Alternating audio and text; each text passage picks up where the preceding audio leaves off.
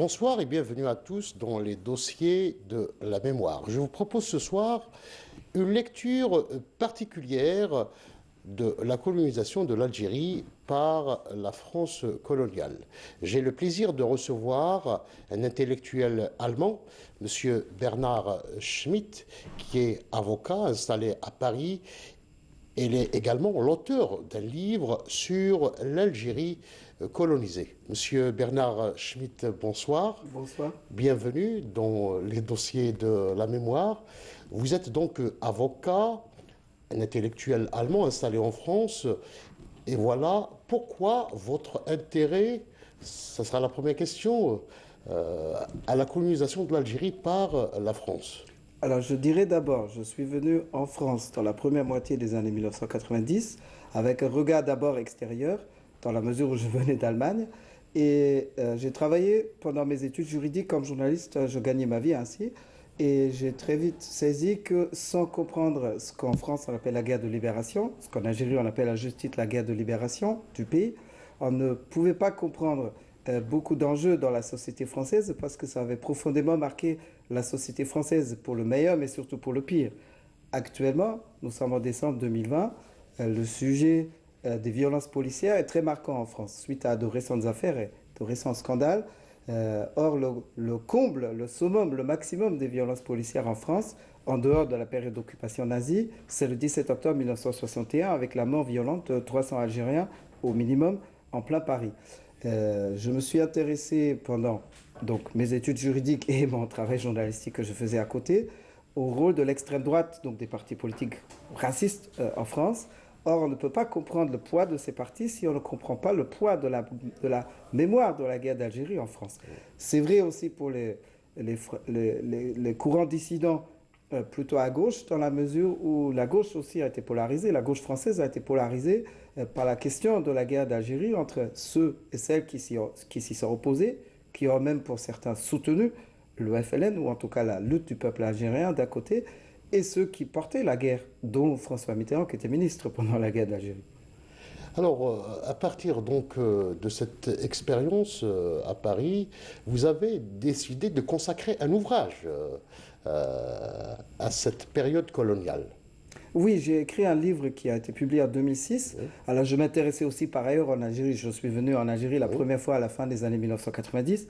Et donc, je m'intéressais aussi à ce qu'est l'Algérie contemporaine. J'ai toujours été très bien reçu. Oui. Je remercie d'ailleurs euh, votre chaîne pour l'invitation d'aujourd'hui. Mais donc, j'ai édité ce mémoire que j'ai écrit en parallèle à ma thèse de doctorat en droit au début des années 2000.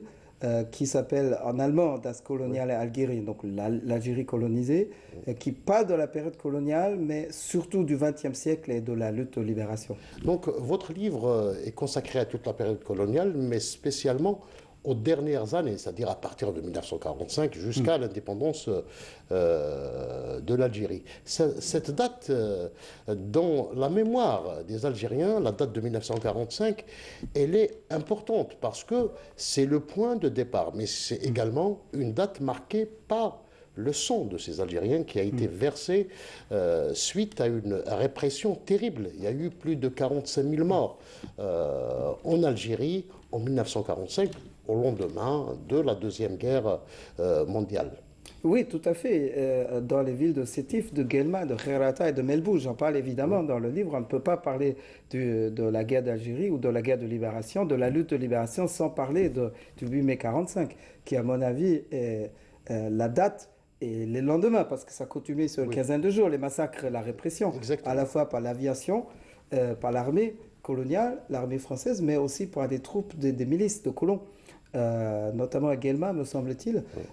Donc c'est ça qui a fait que la lutte de libération devait sans doute inévitablement passer par ce stade de la guerre dans la mesure où une solution pacifique était barrée à partir de cette violence qui s'est déchaînée. Alors en Europe, bien sûr, cette date est ambivalente dans la mesure où le 8 mai 45, c'est le dernier jour de la Seconde Guerre mondiale, en tout cas en Europe, parce que dans l'espace pacifique, autour du Japon, elle continue, mais en Europe, c'est la fin. C'est la capitulation des armées de l'Allemagne nazie, Dieu merci par ailleurs, mais c'est d'autant plus marquant que ce jour-là est le même jour où s'ouvrent les massacres, donc suite à une manifestation d'Algériens dans laquelle un scout montrait le drapeau algérien qui existait depuis 1936. Donc le fait qu'un massacre ait eu lieu ce jour-là, qui était un jour normalement de fête et d'annonce de la libération des peuples, c'est d'autant plus marquant. Et donc une mémoire franco-allemande, évidemment, ne peut pas non plus faire l'impasse sur cette double signification que prend cette date avec la fin de l'horreur nazie, qu'il faut souligner qui a toute sa place dans l'histoire, mais aussi le début d'une nouvelle horreur ce jour-là. Puis vous avez découvert qu'il n'était pas le seul massacre. Ah, bien entendu, il y a eu des massacres avant, même la conquête coloniale était une suite de tueries. Il n'y a pas de conquête dans un pays qui résiste sans massacre, mais je pense surtout quand on parle de massacre à 1870 et 1871 et l'écrasement de la révolte El Mokrani, Oui. donc qui est déjà un massacre. Il y a aussi le rôle de Bugeaud, le général Bugeaud, avec ce qu'on appelait les enfumages. Donc Oui. il y a eu une série de tueries, ce qui est inhérent à un rapport d'oppression, qui est le rapport colonial étant à la base un rapport d'oppression. Alors pour vous, la colonisation de l'Algérie par la France, est-ce qu'elle constitue un phénomène spécifique quand on évoque évidemment les autres colonisations? Oui, dans la mesure où c'était une colonie de peuplement d'abord. Donc il y Oui, a d'autres pays qui étaient colonisés par la France, aussi par l'Allemagne. L'Allemagne, elle vient tardivement sur la scène de la colonisation parce qu'elle retrouve son unité étatique tardivement en 1871, par le fer et le sang d'ailleurs, par la guerre franco-allemande de 1870. Et l'Allemagne ensuite a organisé la conférence de Berlin en 1884 où elle voulait découper sa part du gâteau. C'était vu comme ça par les élites. Et donc l'Allemagne colonisera le Togo, le Cameroun, ce qui est aujourd'hui la Namibie et ce qui est aujourd'hui la Tanzanie, le Rwanda et le Burundi. Ce qui était aussi une conquête brutale. Il n'y a rien à glorifier là-dedans. Toujours est-il que la France, qui avait déjà colonisé d'autres pays, a appliqué une politique coloniale dans plusieurs dizaines de pays, mais le cas de la colonisation en Algérie est spécifique dans la mesure où il y avait un apport de population massif. Dans d'autres colonies, c'était plutôt l'extraction de matières premières, ce qui sera le cas en Algérie aussi, mais là, il y a une colonie de peuplement. À la fois de gens qui partent involontairement, des gens qui sont bannis, par exemple suite aux jours de révolte qui ont lieu à Paris et ailleurs en France en 1830, puis en 1848, avec des révolutions qui finissent par être écrasées. Donc il y a eu des personnes bannies en Algérie, mais il y a surtout des gens qui viennent chercher la terre et qui viennent chercher une nouvelle vie, ce qui est compréhensible d'un côté, mais à qui on va donner les terres qui ont été volées à d'autres, à la population qui était là. Et donc la présence massive de population de colons fera toute la donc spécificité. il fallait à l'époque mettre en place un certain nombre de lois pour déposséder les Algériens d'une manière dramatique et violente de leurs terres au Bien 19e siècle. entendu, et à cela va se rajouter d'ailleurs une autre dimension juridique, dont dans notre activité. Donc, je travaille dans un Oui, cabinet d'avocats à Paris qui travaille entre autres avec des Algériens, Algériennes installés en France sur le droit des étrangers, donc le droit au séjour, et parfois sur le droit de la nationalité française. Et nous en voyons aujourd'hui les fruits parce qu'il y a beaucoup de questions qui se posent par rapport euh, à la récupération, on va dire, de la nationalité française par des descendants de personnes qui étaient colonisées en Algérie, donc entre 1830 et 1962. Et il y a un système inégalitaire qui est d'abord installé par le Code de l'indigénat, oui. même si à partir de 1944-45, on va remplacer le terme indigène par le terme un peu plus pudique, un peu plus poli en apparence de Français musulmans d'Algérie. Et il y a plusieurs catégories de population. Il y a ce que j'ai appelé dans le livre une sorte d'apartheid confessionnel, parce que l'accès aux droits individuel et collectif va se déduire de l'appartenance religieuse. Donc il y a les pieds D'ailleurs, noirs. il sera même réduit à deux syllabes, FM, Ah oui, français musulmans oui, d'Algérie. Oui, sur les cartes, pour sur vous les dire documents que, d'identité, oui, oui. Ah oui, c'est très péjoratif, c'est très rabaissant. Mais donc, en fait, à l'intérieur de la population majoritaire, donc arabo-berbère, il y aura plusieurs catégories dans la mesure où il y a une catégorie de ce qu'on appelle les Français de droit commun, donc qui sont dont le statut familial est régi par le Code civil, que dans le jargon colonial, là aussi rabaissant, on appelle les évolués, ce qui revient à traiter les autres de retardés, hein, c'était ça le sens, qui était une catégorie très minoritaire. Et puis il y avait les autres, à qui on appliquait donc la tradition musulmane en matière de droit familial, mais qui n'avaient pas les mêmes droits, qui votaient dans les collèges électoraux séparés et qui n'avaient pas les mêmes droits, y compris en matière de conservation de la nationalité après l'accession de l'Algérie à l'indépendance. Alors, est-ce que vous avez essayé de comprendre, par exemple, cette batterie de lois qui a été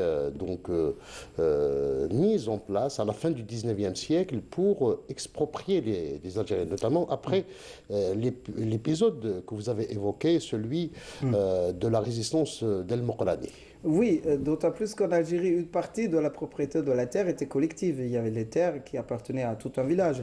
Et donc, effectivement, il y avait toute une batterie de mesures législatives qui consistaient à déclarer les terres, soi-disant, entre guillemets, sans maître, pour pouvoir se les approprier par des colons qui étaient les grands propriétaires. Donc, évidemment, c'est l'organisation du rapt, du vol, par la loi. En ce qui concerne maintenant la spoliation des richesses, parce que la colonisation, dès le début, elle a essayé de mettre main basse sur toutes les richesses culturelles, minières et autres de l'Algérie. Et agricole. Et puis, il y Agricole avait notamment. aussi le Oui, fait que les populations arabo-berbères souvent n'habitaient pas dans les villes, mais en marge des villes. oui. Donc, effectivement, c'est ça le reflet d'un rapport colonial avec une colonie de peuplement. Il n'y avait pas seulement une administration pour extraire les matières premières. Ça aussi, ça fait partie, évidemment, ça fait partie de toute colonisation. Mais il y avait y compris un rapport à la ville, au vivre ensemble qui était spécifique.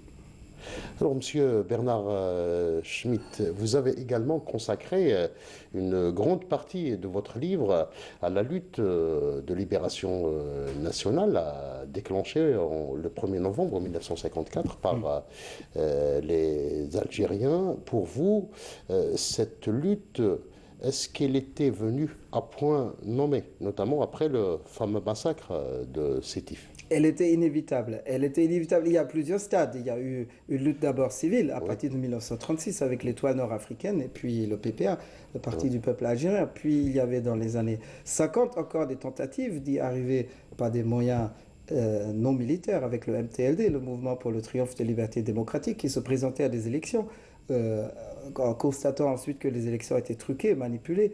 Il y a eu plusieurs tentatives, mais au bout d'un moment, c'était sans doute inévitable de passer par un autre stade et aussi de profiter d'une situation qui avait été créée par la défaite du colonialisme français en Indochine. Il ne faut pas oublier que la guerre d'Indochine se termine en mai 1954 et donc des acteurs politiques avaient fait le calcul que, un, le colonialisme français était affaibli par cette défaite contre d'autres peuples, euh, laotiens, cambodgiens et surtout vietnamiens, mais il y avait aussi le risque que cet appareil colonial, cet appareil de domination, rebascule toutes ses forces vers l'Afrique du Nord pour éviter que là aussi se, se déroule le même scénario. Et c'est ainsi qu'il y avait une fenêtre de tir, pour ainsi dire, pas dans le sens militaire, mais dans le sens de fenêtre d'opportunité, voilà, qu'il fallait utiliser. Et donc je pense, alors à la fois ça vient dans une phase de faiblesse, parce qu'il y avait des débats à l'intérieur du mouvement national et il y avait des dissensions. Ça vient dans une phase de faiblesse, mais aussi dans une phase où il fallait sans doute prendre une initiative.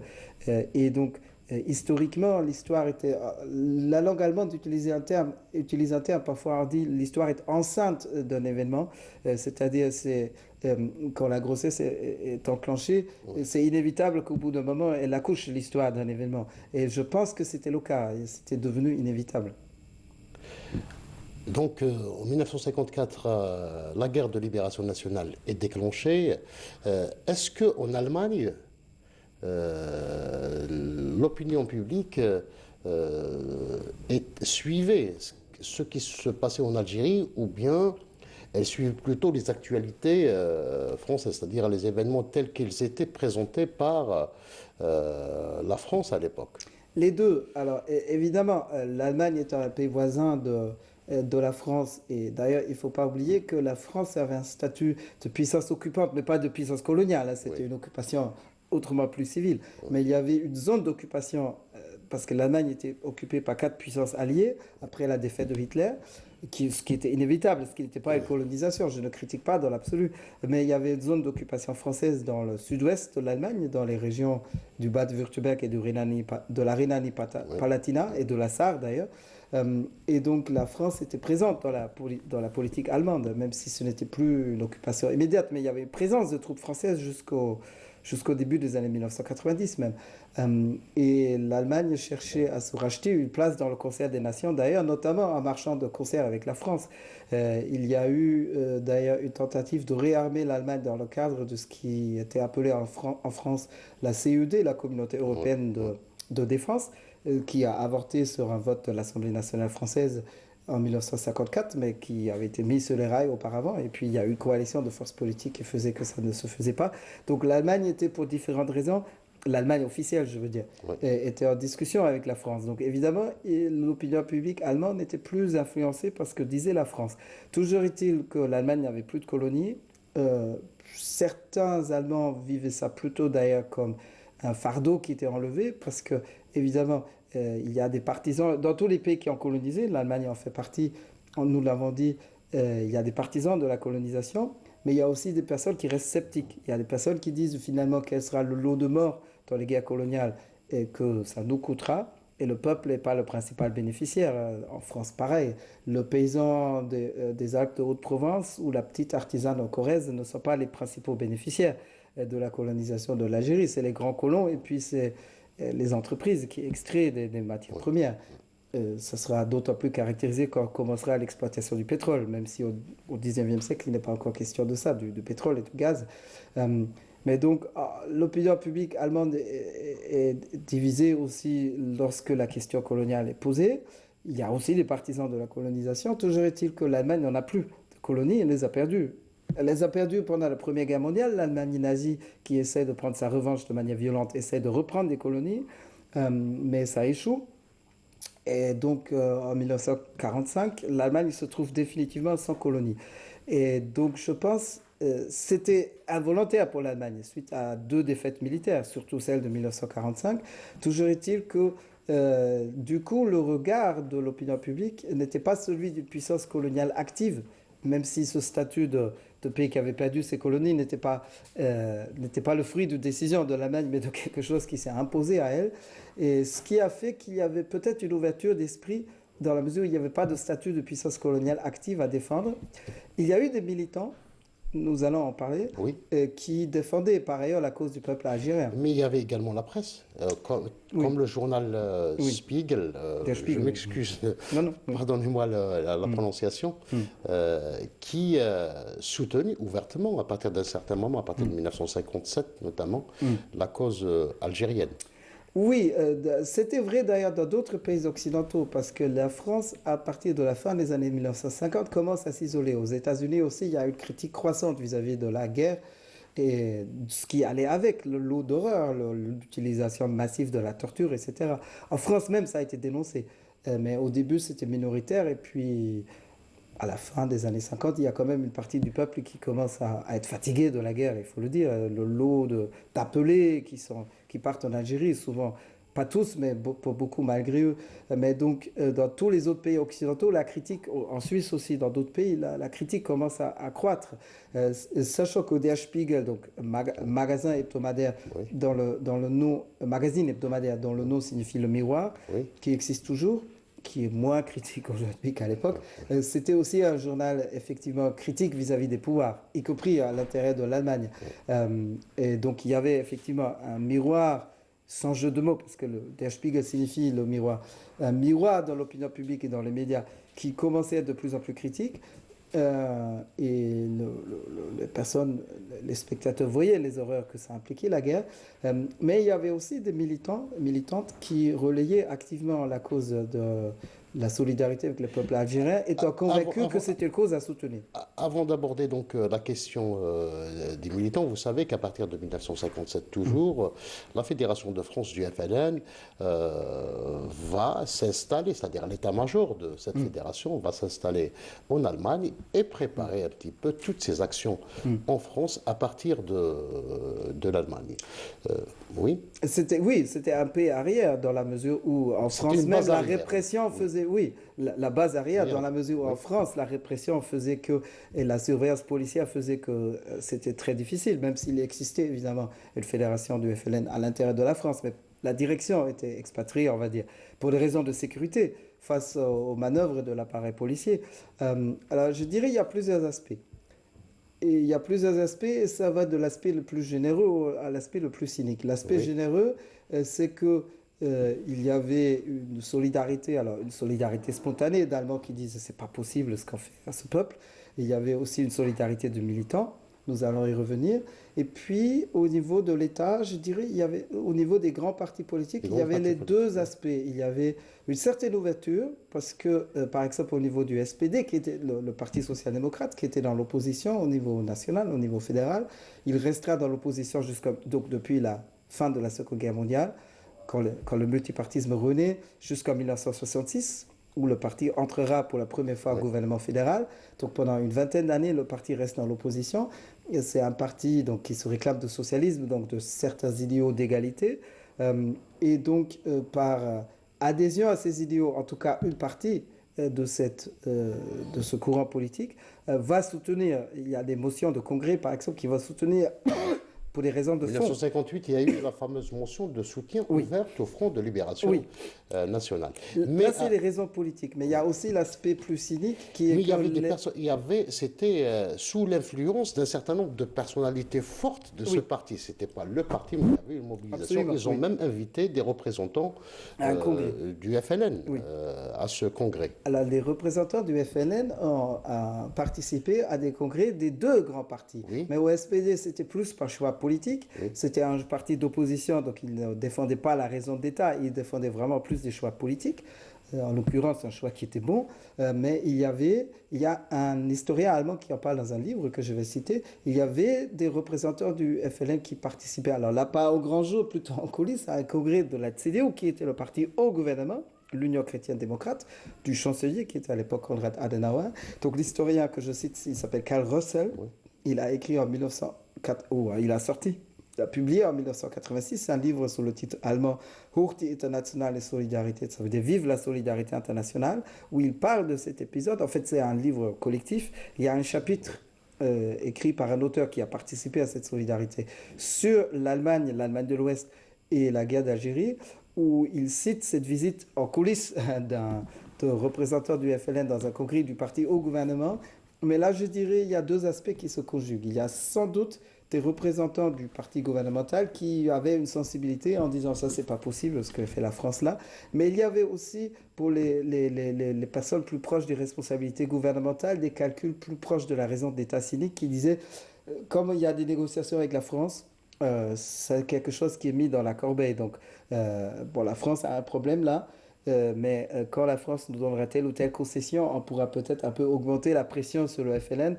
Quand la France nous fait une concession, par exemple sur le plan économique ou sur le plan du réarmement, sur un autre volet. Donc là, je pense que c'est des calculs moins avouables qui se sont conjugués. Toujours est-il que le FLN a pu œuvrer jusqu'à la fin de la guerre de libération en Allemagne, ce qui était évidemment une bonne chose pour le peuple algérien en l'occurrence. Mais vous savez que les services de renseignement français, à partir de 1957 toujours, vont poursuivre les militants du Front de libération nationale, mais aussi les Allemands, c'est-à-dire qui étaient amis de la cause algérienne. Donc ils vont commettre un certain nombre d'assassinats ciblés Oui. sur ces militants derrière une organisation écran Oui. qu'on appelait alors la Main Rouge, qui n'était autre qu'un écran de fumée qui travaillait pour les services de renseignement français. Oui, j'allais l'aborder. Il y a des Oui, assassinats, notamment à Francfort et à oui, Wiesbaden, oui, parce que c'est des villes où se concentrent, donc des villes au centre géographique de l'Allemagne de l'Ouest, où se concentraient les activités du FLN et où le FLN avait aussi un rapport avec quelqu'un qui lui vendait des armes, parce que le oui. FLN en avait besoin. Donc le vendeur d'armes n'a pas agi par conscience militante, c'était quelqu'un qui faisait ses affaires.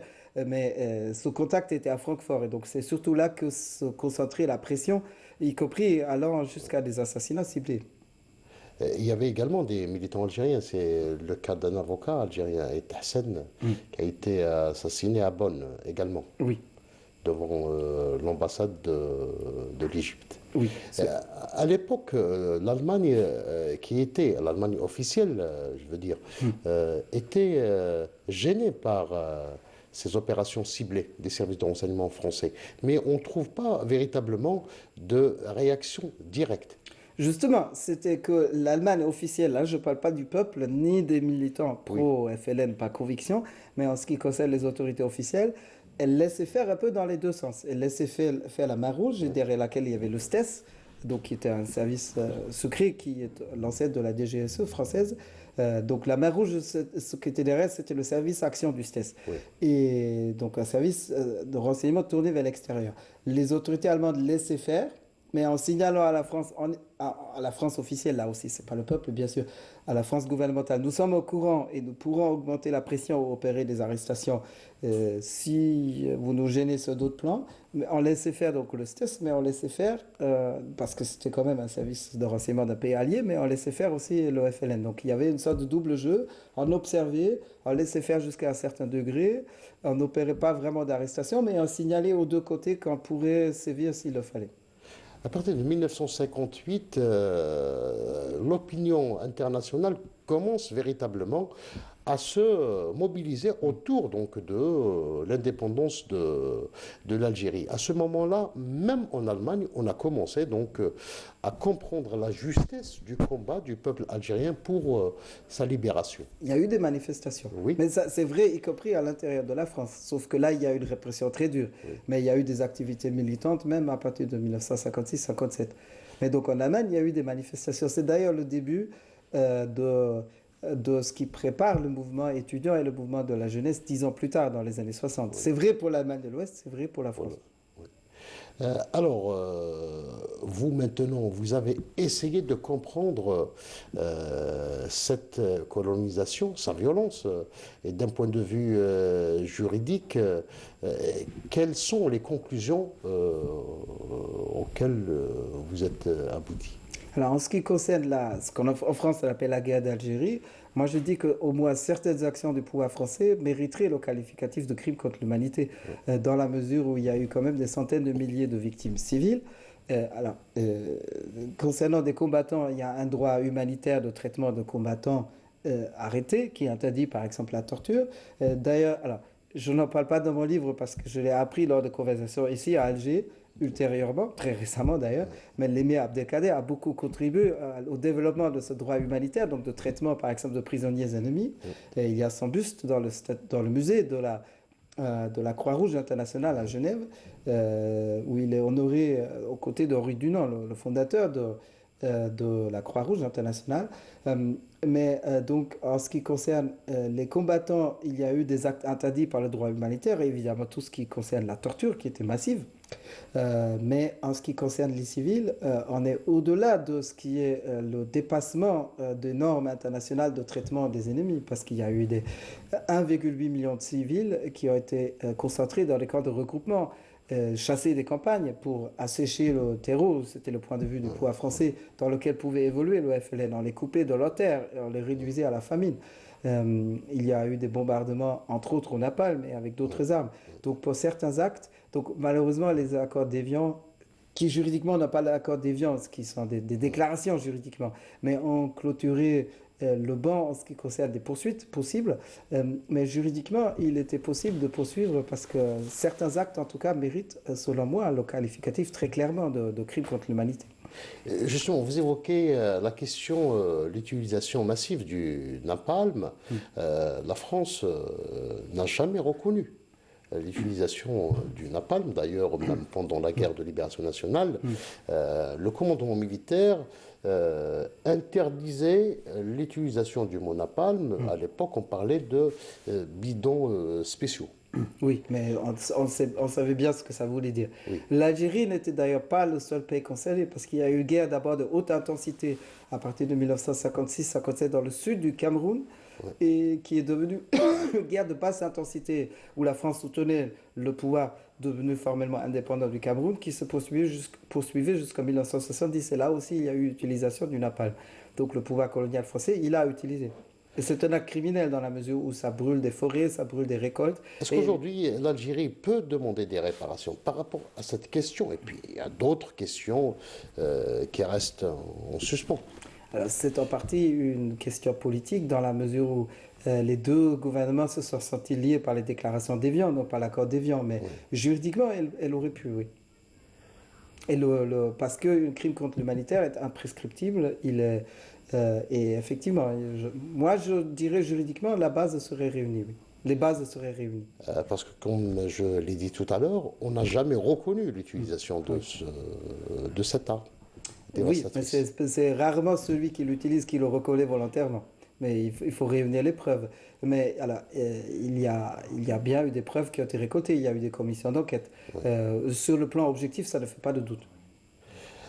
En ce qui concerne maintenant, aujourd'hui, on parle de mémoire, c'est-à-dire le devoir de mémoire entre l'Algérie et la France. Comment vous voyez-vous ce passif entre l'Algérie et la France? Alors, la cause de la reconnaissance de crimes qui ont été commis a avancé. Je nommerai plusieurs dossiers. D'abord, celui du 17 octobre Oui, 1961, avec un événement dramatique, donc un événement criminel qui s'est déroulé en plein Paris. Là, il y a eu une reconnaissance officielle à partir de 2012.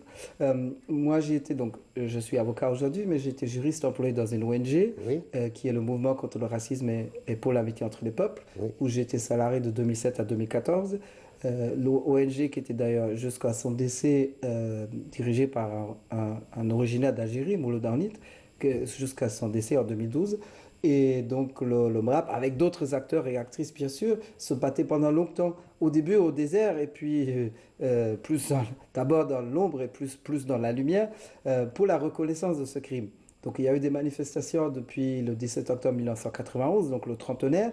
Il y a eu un livre salutaire de Jean-Luc Hénoudy, historien français aujourd'hui également décédé, qui s'appelle La bataille de Paris.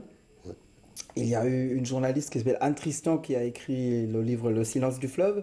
Le silence du fleuve parce qu'on jetait les cadavres des personnes tuées souvent dans la Seine, ou on balançait même des personnes vivantes dans la Seine qui s'y sont noyées.